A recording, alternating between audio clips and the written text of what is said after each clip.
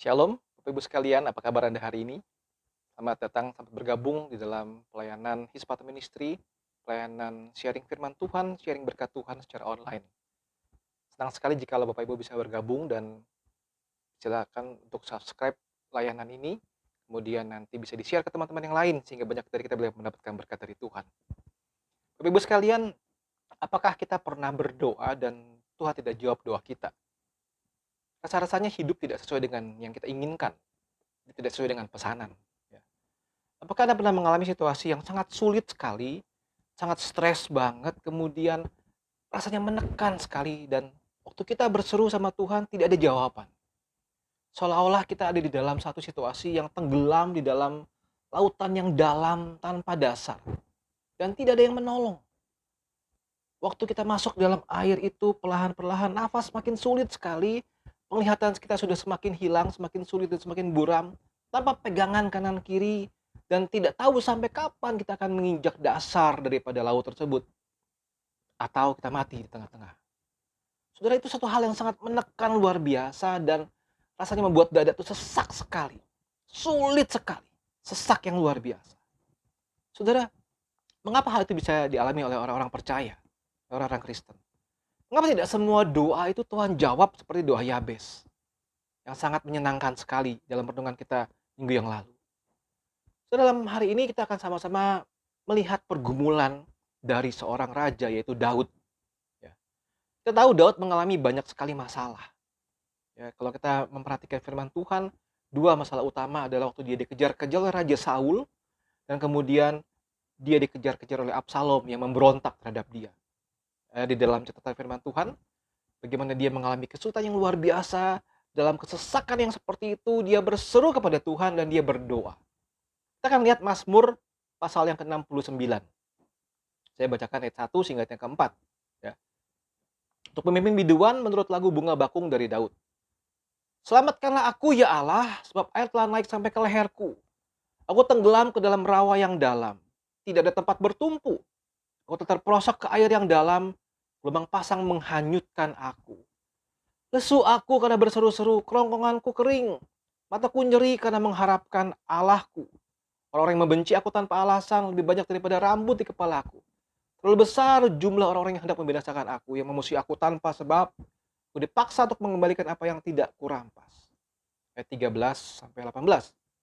Tetapi aku berdoa kepadamu ya Tuhan, pada waktu engkau berkenan ya Allah, demi kasih setiamu yang besar, jawablah aku dengan pertolonganmu yang setia. Lepaskanlah aku dari dalam lumpur supaya jangan aku tenggelam. Biarlah aku dilepaskan dari orang-orang yang membenci aku dan dari air yang dalam. Janganlah gelombang air menghanyutkan aku atau tubir menelan aku, atau sumur menutup mulutnya di atasku. Jawablah aku ya Tuhan, sebab kasih setiamu baik. Berpalinglah kepadaku menurut rahmatmu yang besar. Janganlah sembunyikan wajahmu kepada hambamu, sebab aku tersesak. Segeralah menjawab aku. Datanglah kepadaku, tebuslah aku. Bebaskanlah aku oleh karena musuh-musuhku. Saudara, kalau kita melihat Mazmur tadi itu rasanya begitu sedih luar biasa. Kondisi Daud begitu menyedihkan. Begitu tertekan, hampir menyerah. Ia menggambarkan dirinya seolah di dalam rawa atau air yang dalam yang tanpa dasar. Kesulitan masalahnya yang panjang dan tidak berkesudahan. Saudara, apakah kita juga mengalami hal seperti tersebut? Saudara, Charles Spurgeon mengatakan begini, ada di situasi-situasi itu ada dua hal yang mungkin kita bisa alami dalam situasi saat ini, di mana kita mengalami air yang dalam. Yang pertama adalah waktu kita mengalami kesulitan kita. Ya, saudara, apa sih kesulitan kita? Mungkin saja ada satu pergumulan sakit penyakit yang tidak kunjung sembuh. Dokter sana sini tetap tidak kunjung sembuh. Atau juga mungkin juga masalah finansial yang tidak kunjung selesai. Sudah ada begitu banyak tagihan, tumpuk lagi tagihan berikutnya, tumpuk lagi yang berikutnya, dan tidak akan selesai-selesai. Atau relasi keluarga yang tidak beres-beres. Itu semua bisa menekan kita seolah kita di dalam rawa air yang dalam dan kita berseru, Tuhan, sampai kapan saya sampai dasar ini? Yang kedua, saudara, menurut Spurgeon mungkin adalah masalah dosa, ya, atau cobaan dari Tuhan, pencobaan dari Tuhan, ya. Apa pencobaan yang kau alami? Ini pun bisa menekan kita, saudara. Orang yang terikat oleh pornografi, terikat oleh drugs dan sebagainya. Orang yang memiliki ilah-ilah lain, seakan-akan dia tertekan luar biasa dan sampai dalam tidak bisa melepaskan diri dari semuanya itu. Saudara, kalau kita melihat apa yang Raja Daud alami, saudara, kita kita lihat begini, apa yang dia lakukan? Apa respon Raja Daud, saudara?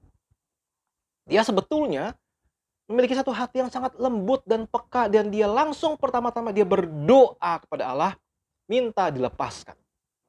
Mazmur 69 tadi disebutkan begini, "Selamatkanlah aku ya Allah, sebab air telah naik sampai ke leherku." Saudara lihat juga ayat 13-18. Respon yang sangat manusiawi sekali, saudara. Saya bersyukur sekali mempelajari kisah Daud, saya melihat bahwa dia bukan seorang Superman yang anti sakit, yang anti masalah, yang anti inflasi, anti resesi. Tidak, saudara. Dia seorang manusia biasa yang sama seperti engkau dan saya. Dia punya pergumulan, dia punya kesulitan, dia mengalami kesesakan yang luar biasa. Saat ada masalah, dia berseru kepada Tuhan. Dia berseru kepada Tuhan. Bagaimana dengan kita? Yang kedua, saudara, Daud tahu bahwa Tuhan akan mendengarkan dia. Kita dalam Mazmur 69, ayat 33-34. "Lihatlah, hai orang-orang yang rendah hati, dan bersukacitalah kamu yang mencari Allah. Biarlah hatimu hidup kembali, sebab Tuhan mendengarkan orang-orang miskin dan tidak memandang hina orang-orangnya dalam tahanan." Tuhan mendengarkan orang-orang miskin dan tidak memandang hina orang-orang dalam tahanan. Saudara, satu hal yang sangat luar biasa, menakjubkan dari respon Daud adalah dia percaya Tuhan mendengarkan. Meskipun masalahnya tidak langsung selesai, dia beriman penuh kepada Allah bahwa Tuhan mendengarkan. Saudara, sebagai sebuah ilustrasi kita bayangkan begini, saudara. Jikalau seekor elang sedang mengajar anaknya buat terbang. Saya pernah lihat di dalam satu acara televisi gitu ya. Lalu diangkat tinggi, kemudian anaknya dilepaskan, jatuh. Ya. Sementara si induk itu ada di atas. Dan melihat kepada posisi anaknya. Anaknya mencoba terbang kanan kiri, mungkin sudah mau jatuh, belum stabil mula-mula. Lalu si induk itu langsung menukik dan memperhatikan dan langsung mengambil anaknya itu, dan dia siap menolong, kembalikan ke atas, dan lakukan berulang-ulang sampai si anak itu percaya diri dan bisa terbang dengan leluasa. Saudara, mungkin itu yang kita alami saat ini. Tuhan membiarkan kita, Tuhan mengizinkan kita lepas untuk belajar mengatasi semuanya itu. Kita seperti dalam kesesakan yang luar biasa, tetapi mata Tuhan melihat kepada kita. Dan saatnya tiba, dia akan menolong kita. Saudara, masalahnya begini. Seringkali kita tidak beriman penuh kepada Tuhan. Selesai doa, khawatir lagi. Khawatir lagi, doa lagi. Selesai doa, khawatir lagi, dan tidak selesai-selesai. Kita tidak sabar menantikan waktu dan pertolongan Tuhan. Respon yang ketiga dari Raja Daud adalah begini.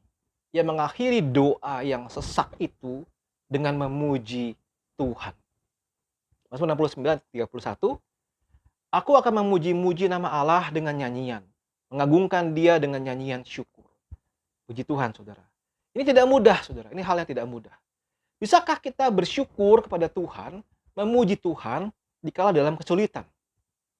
Daud berkata, "Aku akan memuji-muji nama Allah dengan nyanyian, mengagungkan Dia dengan nyanyian syukur." Dia bersyukur kepada Tuhan. Dia memuji nama Tuhan. Saudara, bisakah kita lakukan itu? Di tengah-tengah kesesakan yang kita alami, kita bersyukur kepada Tuhan. Mungkin secara mulut gampang, tetapi secara hati, secara perilaku, ekspresi kita itu hal yang tidak mudah sekali. Saudara, saya berikan sebuah PR buat minggu depan, ya. Harap kita semua bisa berpartisipasi. Saudara ambil kertas, saudara tuliskan hal-hal apa saja yang engkau alami, yang kau lihat di dalam keluargamu, kau lihat di dalam pekerjaanmu, dalam rumah tangga, dalam keluarga, dalam gereja, dalam lingkungan, dalam negara, kotamu, dan sebagainya. Hal apa saja yang kau lihat, yang saat engkau melihatnya, mengalaminya, engkau bisa memuji Tuhan. Dan bersyukur, berseru kepada Tuhan, dan berkata, God is good. God is good. So, coba tuliskan 50 hal. Ya, tuliskan 50 hal. Apa saja yang kau alami, yang kau lihat, yang kau rasakan, relasi keluarga, apapun itu, yang waktu engkau melihatnya, engkau bisa berkata, God is good. God is good. Saudara, saya yakin ini akan membuat hidup kita penuh dengan ucapan syukur. Di tengah-tengah kesesakan, lihat sekelilingmu, catat hal-hal yang bisa engkau katakan bahwa God is good. Tulis 50 hal. Senang sekali jika saudara bisa mengontak saya secara pribadi lewat Instagram saya, kemudian men-sharingkan apa sih 50 hal yang engkau sebutkan itu. Kita akan sama-sama membahas lebih lanjut di dalam minggu yang akan datang. Saudara, apakah Anda saat ini di dalam posisi yang mengalami kesesakan luar biasa? Apakah sekali lagi problem kesehatan yang tidak kunjung sembuh? Apakah sekali lagi ada masalah keuangan yang juga belum selesai-selesai, saudara? Belum lagi ancaman resesi tahun depan. Apakah masalah relasi dengan anak, relasi dengan suami, dengan istri, relasi dengan teman kantor yang tidak kunjung selesai. Dan engkau saat engkau mendengar renungan ini, di detik ini engkau sedang merasa ada dalam kesesakan, masuk ke dalam laut yang dalam, yang tanpa dasar. Apakah engkau sedang dalam posisi seperti itu? Datanglah kepada Tuhan, percayalah kepada Tuhan, nantikanlah Dia, dan ucapkan syukur senantiasa. Saudara, 4 hal tadi itu seolah-olah hal yang klise.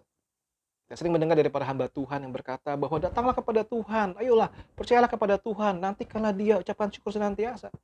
Tapi pada hari ini saudara, saya menantang saudara, bukan cuma secara klise mengartikan itu, mengucapkan itu, tetapi mari coba bersama-sama mengalami perjalanan hidup bersama dengan Tuhan. Jadi bukan cuma teori saja tahu, tetapi mari kita mengimani sungguh-sungguh dan berkata, Tuhan itu baik. Meskipun saya sedang posisi sulit, saya mau datang kepada Tuhan, saya mau percaya kepada Tuhan, saya menantikan waktu Tuhan, dan saya mau belajar bersyukur senantiasa dalam segala aspek kehidupan saya.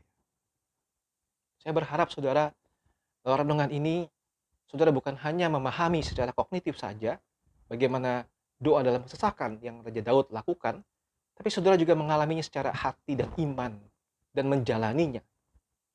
Jadi kalau malam ini, saat ini, pagi, siang, sore, malam engkau sedang bergumul dan mendengarkan renungan ini dan dalam posisi yang sedang dalam kesesakan, berhentilah sejenak, berdoalah kepada Tuhan dan coba mengimani berjalan bersama dengan Tuhan.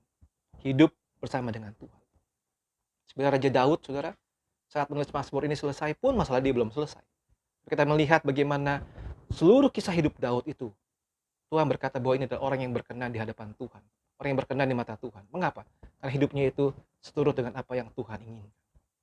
Mari saudara, alamilah Tuhan dalam hidupmu. Mari saudara, menjalani hidupmu bersama dengan Tuhan. Mari saudara, di tengah-tengah kesesakanmu, pandanglah kepada Tuhan. Alamilah Tuhan. Alamilah segala kebaikan Tuhan. Sampai hari ini Tuhan masih memimpin kita. Puji Tuhan.